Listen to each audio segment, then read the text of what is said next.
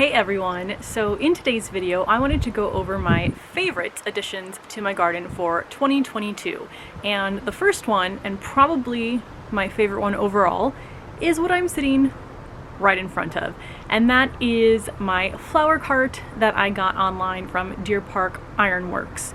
So I ordered it directly from their website, but I think this brand, I also saw it's like Walmart and Home Depot, and I was uncertain about it at first because it is a relatively large investment. I think it was about $300, and I think as far as like a one-time item, that's the most expensive thing I purchased for my garden. I mean, my raised beds, well, maybe the largest one was around that much, but they're usually around like $200, maybe a little bit less. So I waited on this for a while, but it was one of those things where I put it together, and as soon as I wheeled it outside and set it into the garden, I 100% knew it was the right choice, because up until this point I haven't had a ton of, I'd say, interest other than my plants, and not a lot of vertical interest. And when you are gardening on a balcony and you don't have a lot of space, vertical interest can be very important. So for me, this was a way to add some more pretty things to my garden, both because the cart itself is really pretty and because I can show off a lot more plants that way. Now, I did grow my morning glory a bit. I absolutely loved what that looked like, 100% doing that again, but I also love it without the morning glory growing up it, and I think the plants inside of it also prefer getting a little bit more sun. But it's been a really nice addition. Last year, so in 2021, when I did not have the cart, this section was basically just garbage cans and storage, and I do use some of this for storage as well. I mean, there are pots, you can see right there, that I'm storing to use, but they look pretty in storage. So instead of just like line all over the deck, having them in that flower cart, even though I'm using it for the same purpose, storage, it just looks prettier, and that makes me happy. So I really love this flower cart. I'm looking at some other things from Deer Park Ironworks. I definitely want to get some more structural pieces that look really nice, but also make sure I'm leaving enough room on my deck for everything that I want to grow. One of the other things I'm not sure of is where this is going to go inside of our house, because I don't want to leave it outside over winter. I want to keep it looking as good as possible for as long as possible. And because we have some pretty harsh winters, I think it'll be better off inside. But it is, I mean, it's not huge, but it's a good size. So I'm not sure yet where we're going to put it. So that is TBD. Luckily though, it is pretty lightweight. I mean, I can wheel it in and out on my own very easily. If, I'm hoping we don't, we have to carry it up or down stairs, I will need my husband, but again, it's lightweight overall, so I don't think that'll be a huge issue. But this is definitely, I think, my number one favorite addition for my garden for this year. Now, the rest of these on my list are not in any particular order, but my next favorite addition was the Orbit Beehive hose water timer. So last year was the first year I set up drip at all in my garden, which was number one decision of last year, and I used two different hose timers that turn the water on and off on the schedule that I set, but it was all contained to that timer. So I wasn't sure if it did run for sure. I'd have to come check. I had no control over it when I was out of town, just fingers crossed and hope everything went well. But this year I invested in the Orbit Beehive timer, and on the page, so I'm looking at it right now, it says multiple times that you also need a Wi-Fi hub in order for this to connect to the app on your phone. And for some reason, even though it's in bold print, I missed that, and I just got the timer and I installed it, and I was trying to connect to it from the app that I downloaded, and I think it worked. I might be making this up. I think it worked when I was on the home Wi-Fi, but not when I was away. Or maybe it didn't work at all in the app, but I feel like for some reason I could use it in my house, but not when I was out of my house. Then I read it and I was like, oh, you need the Wi-Fi hub. So I ordered that as well. So the timer itself, just the timer, well, it says it's $70, but it has $79.99 crossed out. So I might have spent $80 on it.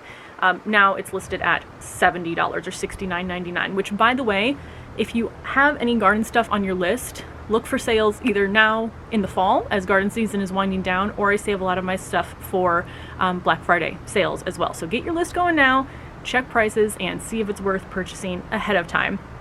So the timer itself, yeah, that was, I think, $79.99, and then let me find the price of the hub, which was $35, $34.99. So that wasn't too difficult to set up. I was reading a lot of reviews and some people were saying they were having issues connecting everything together. Mine was really great. And then now I have the app on my phone that I can control not only when we're here, but when we're gone. So when we were at the Grand Garden show, I was able to come onto my phone, look at the calendar. There'll be dots for when it has ran or when it hasn't ran. I can run it myself manually. So I have 2 of my drips there. I have Proven Winners and Carpathian. I labeled those myself, obviously, but I can choose one and then choose to run it manually and for whatever time I need. So that's been really great when we're out of town, especially near the beginning of the season when I am more stressed out about losing my plants, because if you lose a plant in June, it's a little bit different than losing it, end of September. So it's nice to have that peace of mind knowing that it has ran, or if it hasn't, that I can run it myself. This timer also seems to do a really good job of not watering when it's raining. So I've had it, scheduled to run, and then it'll say it hasn't because rain is projected or it has rained overnight. So that's been really nice. I think my other timers might have done that too, but I'm not 100% sure. There's also an option on here that's called smart watering, where I think you don't set any schedule at all. You give the timer complete control based on how moist the soil is, but I've been too nervous to just go ahead and give all the control over to the timer. So I do still have my programs set up. So I'm definitely glad that I invested in this timer. I still have my other 2 timers, which I think I'm going to use one on the back deck next year. But this is all I need up here, is that one timer, and then I think I have a hose spigot with 4 little prongs off of it. So I have my 2 drip systems, Proven Winners hooked up to one, Carpathian hooked up to the other on the timer, and then open spigots, one for the hose, and then just a completely empty one. So I've really improved my watering game for my garden. Next up on my list, tying into the drip systems, is the fact that I have 2 in this garden now. So I did have 2 last year, the Proven Winners and the Carpathian, but I had Proven Winners up here and then Carpathian in the back, just in a few pots, because I think I had maybe 4 plants back there, and I decided to try out the drip and hook it up. But being able to have both of them up here, I've really found which one I love in different instances, and I might completely redo how it's set up next year, which I'm not looking forward to because everything's already laid out now. But what I found is the Carpathian system, well, one, the Proven Winners that I had here, there's no way that the one system I had could stretch as far as my garden is. That tubing is much smaller. I think it's 1/4 inch, so it's not going to be able to run as far and carry as much water. So I really did need a second one out here for the new plants that I introduced into the garden. But what I found is I really like the Carpathian, which puts out more of a fountain in the larger raised beds, larger containers, because it has much better coverage, because I don't necessarily have a drip for every plant. For example, I have, looking at my zinnia bed here, I don't know, 15 different plants in there, and I don't have 15 different drips. So the coverage isn't as great as if I had the sprayer, which I do in this center raised bed, but not in the other raised beds around the edge of the garden. Whereas the Proven Winners, which has the drip, I really like that one for smaller containers. So for example, like my herbs, or containers that only have 1 or 2 plants in it, because again, that's very targeted at the root ball. It releases the water slower, so it's able to be soaked up more by the plants. I have found, because I have both Carpathian and Proven Winners in some of my herbs, and I found with the Carpathian, because it's letting water out so much faster, it's draining through the hole at the bottom. Whereas when the drip comes out, it's still saturating the plant, but because it's going slower, it doesn't seem to run through the pot as fast. So it seems like it's doing a more efficient job at watering, even though I let that one run longer because it's not putting out as much water.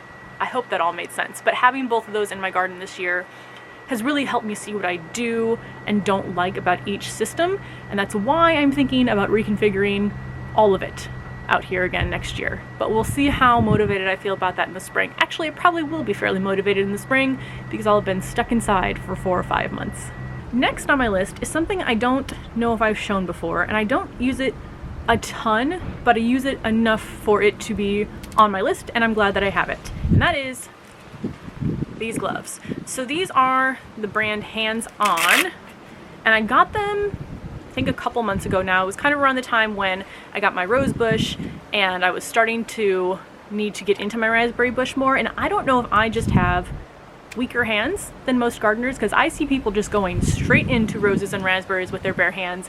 I always end up getting poked, and I think sometimes I'm a little bit sensitive too, because it'll kind of itch when I get scratched. So who knows what that means. I have a bunch of random allergies, but I really love these gloves. I tried using like my regular gardening gloves and it sticks through them, but these, I can basically manhandle my raspberry bushes and it's completely fine. So I really love having these gloves. They also have, it's one of those things that I should probably like read the instructions that come with it, but it has these little ridges, so when I dig in the garden it does help. I assume that might be what those ridges are for, but I'm not sure. But because I container garden, I don't really need a lot of tools, so having these gloves I found really has been helpful. So I like having these, but again, I don't really use them unless I'm touching something very pointy. So it's not an everyday use, but now that I'm harvesting my raspberries, it really is like every other day, every 3 days. But then there's some weeks, like before I'm harvesting my raspberries, that I don't really use them. But I really like these overall. Next on my list, related to that, and I wasn't sure if I wanted to put this in a separate video because it's a plant, but it's a propagation of a plant, so I think it counts as an addition, and that is my second raspberry bush. So I have a video showing me propagating my original raspberry bush, and I'll put that down below in case you want to see how I did it and how small it started off when I first propagated it. But when you're growing raspberries in the wild, they put out a bunch of runners. They can spread very easily. You can dig up the runners and replant them to expand the amount of raspberry bushes you have. And I'm growing in a container, so the runners don't really get to sprawl out, but you will notice some poking through. So what I did is I dug up one of those runners, and my raspberry plants are in, I think, about 20-inch, 24-inch pots. So I dug it up. It was very small. I put it in another large pot, and it is almost the exact same size now as the original raspberry bush, which I've had for 2 or 3 years. I think this is the 3rd year for my original bush. And it put out almost the exact same amount of berries, which I was 100% not expecting it to be as productive in its 1st year as the main plant has been in its 3rd year. So for me, that was a really great addition. I love raspberry. It's my favorite fruit, so I'll probably do it again next year. Although again, I have to kind of stifle myself a little bit because I don't want to have just a garden full of raspberry bushes. But I am focusing more on multiples of the plants I love, and since I really love raspberries, I think 3 will be a good number to have. Now, the last addition on my list are these terracotta pots. So these are 8-inch in diameter, and I basically bought maybe about 20 from Home Depot at the beginning of the season because I was going to change the setup of my herb garden from this pot, which is maybe about 6 inches in diameter, to this pot. So you can see the size difference there. This has just been so much better for herbs. I can't even believe I was growing them in this size container. It was the same herbs, rosemary, all that. They get so much bigger in larger pots. They also seem much happier as well. I mean, some of them I could probably do even bigger, which I think I will next year. I also might put some more integrated into my raised beds, ones that don't spread like crazy, like mint. But all of my plants have definitely enjoyed the larger size. I think the herbs also really like the terracotta as well compared to the plastic.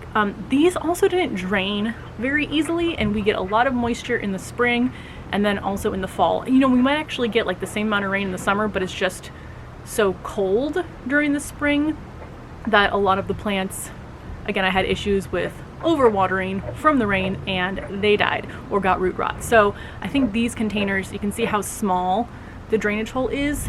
Just not the best environment for my herbs. So those have been retired probably from the garden in general. I might use them indoors for some houseplants where I have more control over the water and Mother Nature does not impact that.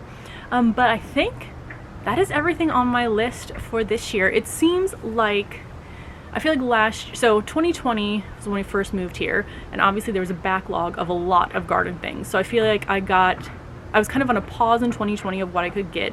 2021 I added, I think, most of the raised beds I have here. I added drip for the first time. I got a lot of new grow bags. And then this year it seems like I didn't have to add quite as much, which is nice. And next year, I mean, there's a few things that I'm thinking of swapping out, like the herb rack. I think I can have a better option for that, but I don't need as many large pieces. Although, as I say that, I know I'm gonna get a few more raised beds for the back since I don't have any back there. But it's nice to have your garden kind of maturing, so you know what works, you know what doesn't, you know what pieces you can add to your garden that are really going to be beneficial, whether it's just mostly aesthetic like my cart, or whether it's more functional like the Orbit Beehive. So let me know if you have any questions, or let me know what your favorite thing that you added to your garden was this year, and then I will see you in the next video.